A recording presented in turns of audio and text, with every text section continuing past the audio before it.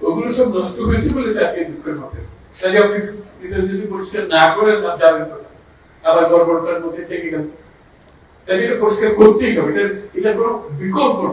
আমি যতভাবেই বলি স্যার প্রত্যেকটা জিনিস এটা এই না যে এই জিনিস নষ্ট হয়ে গেছে ওরকম না, পুরো জিনিসটাই পচে গেছে।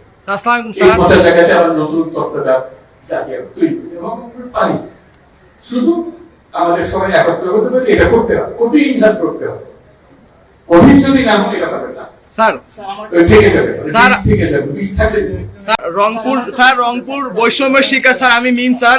রংপুর মেডিকেল কলেজ হাসপাতাল রয়েছে, পুরো বিভাগের মানুষ এখানে চিকিৎসা নেয়। স্যার আমার দাবি স্যার রংপুরবাসীর পক্ষ থেকে এখানে কি আর্মি পার্সন দেওয়া হোক স্যার, সেখানে কোনো চিকিৎসা ব্যবস্থা নেই স্যার।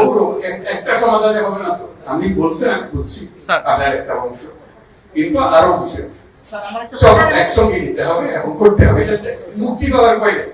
এটা করে দিলাম, বাবা পেয়ে গেলাম, চলে গেল, ওটা বডিটাই হলো পছন্দ।